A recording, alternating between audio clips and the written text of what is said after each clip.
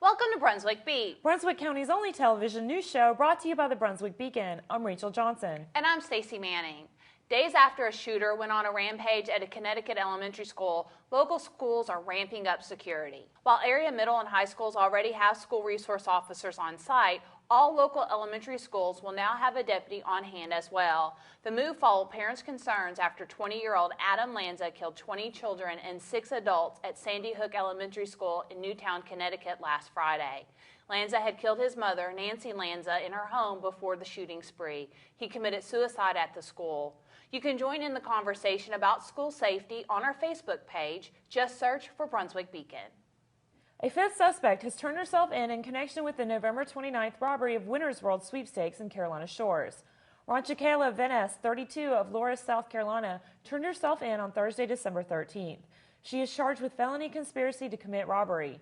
A sixth suspect is still being sought. He is a heavier-set man depicted on surveillance video. The sheriff's office is seeking additional charges regarding the death of a man who was inside the business at the time of the robbery.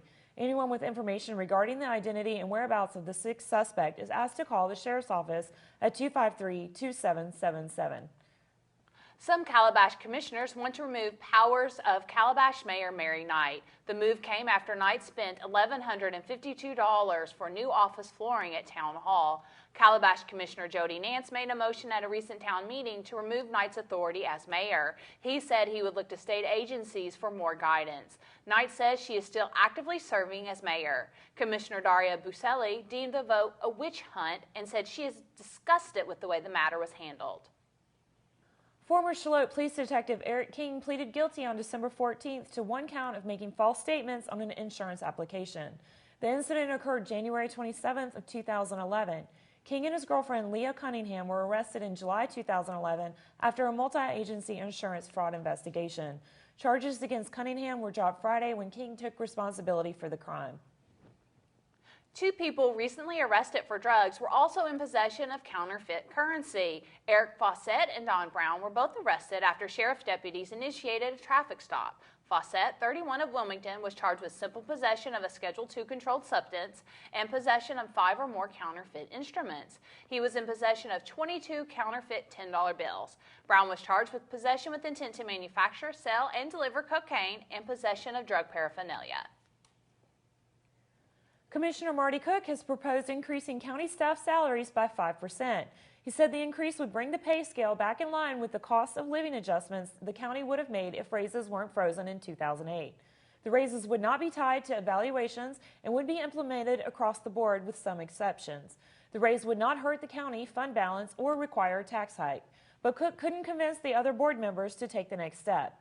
Instead, the board will make pay decisions based off recommendations from a salary study, which will be presented in January.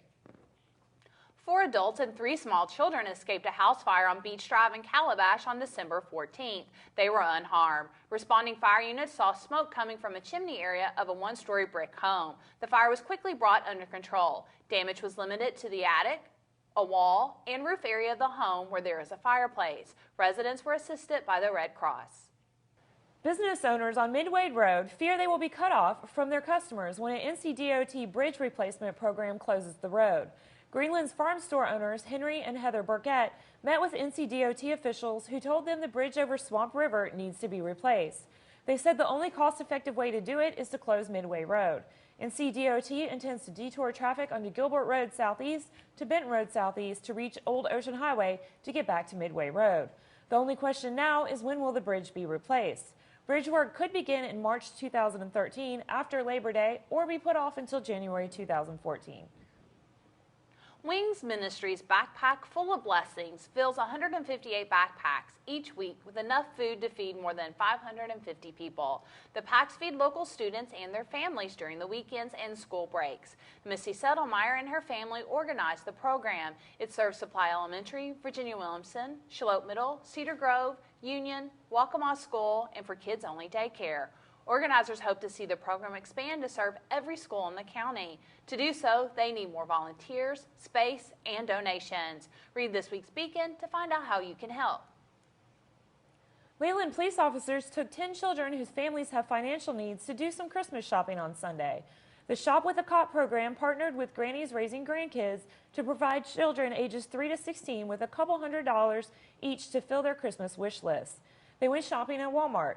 The grandmas came along to ensure the money was spent on needed items as well as toys. Leland Police are collecting more toys to pass out just before Christmas with their Santa Cop program. Collection bins are in Walmart and Piggly Wiggly. Contact the police department for more locations. Find all these stories and much more inside this week's Beacon, available on newsstands now.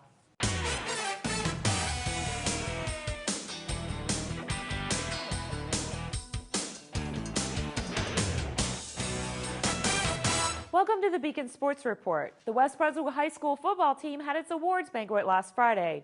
Coaches honored many players on the history-making 2012 team that won the county championship and a conference championship. The senior football class was the largest senior football class in the history of the school. Those seniors led the Trojans to a conference championship for the first time in 15 years, in addition to winning the county championship. Each senior received a Trojan green hooded jersey with the inscription, "We made history." Rachel Van Nort and Morgan Gilbert each won an individual event and swam on a winning relay as the South Brunswick girls swim team finished second in a 6-team meet Saturday afternoon at the Dinah Igor Aquatic Center. Van Nort and Gilbert then teamed with sophomore Savannah Michoud and sophomore Lauren Johnson to win the 200 freestyle relay. The West Brunswick wrestling team won 10 of 12 matches by fall, beating North Brunswick 72-12 on December 12th. For the Trojans, 3 freshmen and 4 sophomores won non-forfeit matches. Read all these stories and see more great photos in this week's sports section of the Beacon.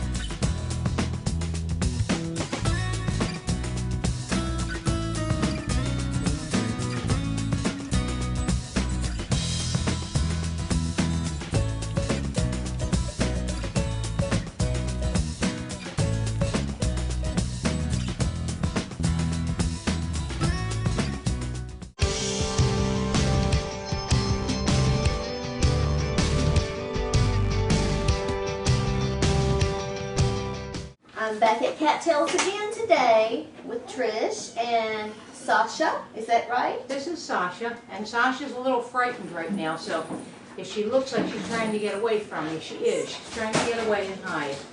She's a 7-year-old female. She had to come back to Cattails because her owner passed away. Aww. So she's back here, and she's looking for a new home. She has gorgeous green eyes, and she's beautiful with this orange and black fur. She loves to be furminated, which is a special kind of comb, and she thinks it's wonderful. Well, Trish, you said that she loves the Furminator, and you were just showing that she does. Yeah, she likes to be combed, and the Furminator's good. It gets rid of some of the extra fur so it doesn't end up on your furniture. She does. She loves it. Her fur is so soft. She was used to a nice, quiet home with one person. And now she's back at Cattails, but she thinks it would be wonderful if she could find a different home. All right. Well, we hope the best for Sasha and hope that you can come out and visit with her. They're open to the public here at Cattails on Wednesdays from 11 to 1 and on Saturdays and Sundays from 11 to 3. You can also catch them up at PetSmart in Wilmington on what days, Trish? We're at PetSmart on weekends, but we don't take too many of our adults with us because the adults, it's better to visit the adults here at the facility where they aren't in cages and you can really get to know them better. So you can visit with Sasha here at Cattails. It's on Beach Drive in Ocean Isle Beach, and there's lots of other cats and kittens too to see, so come on out. They would love it. Thank you, Laura. Thanks, Trish. Thank you, Sasha. As a thank you to our readers, this week's Beacon features a free 2013 calendar. The calendar features photographs from this year's Brunswick Life Photo Contest, plus lots of great advertisements from area businesses. The Tide section features the photos of the adult winners. Next week's Tide section will feature the teen and children's winners. Camp United Methodist Church members took part in a flash mob inside Belk last Wednesday. The event took store employees and shoppers by surprise. The Beacon was there.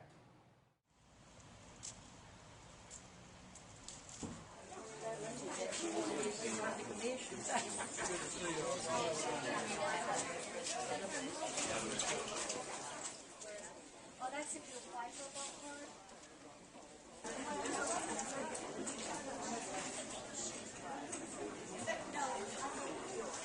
Dancer and Prancer and Vixen, Comet and Cupid and Donner and Blitzen.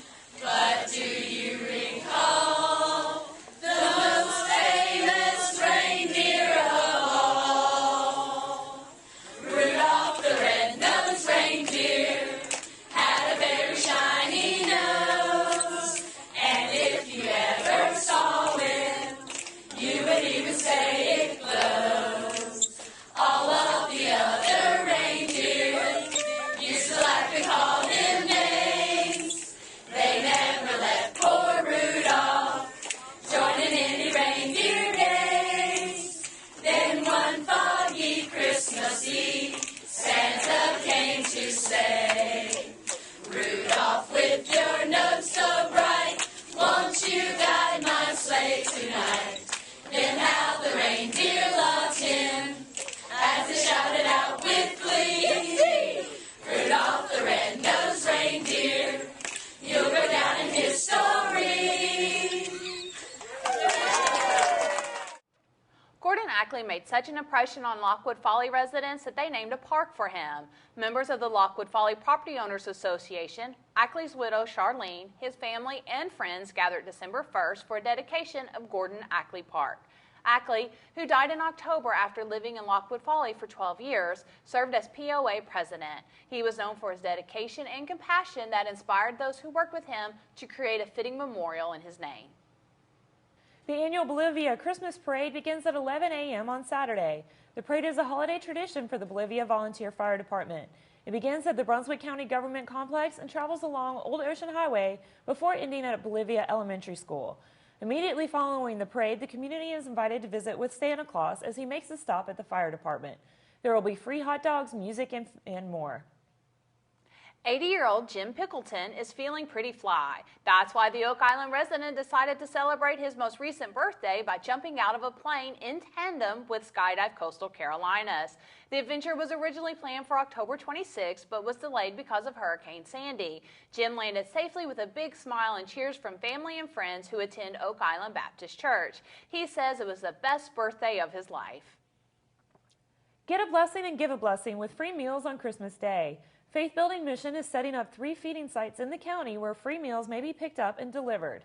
The idea is for people to pick up as many meals as they want to deliver to those they know who may be in need or alone on the holiday. Sites will be at Ocean View Baptist Church in Ocean Isle Beach, Inman's Country Store in Longwood, and Woody's Grocery in Shallotte.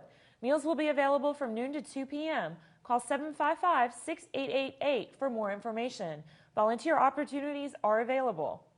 That's all the time we have for tonight, but you can read all these stories and much more in this week's Beacon. If you have comments or suggestions for us at Brunswick Beat, you can email us at brunswickbeat@brunswickbeacon.com. Don't forget to follow the Beacon on Facebook and Twitter. Just search for Brunswick Beacon. Thank you for joining us for Brunswick Beat, Brunswick County's only television news show. We wish you all a safe and happy holiday season. Tune in at the same time next week for the Yuletide Fireplace. We close out this week's show with holiday lights from around the county.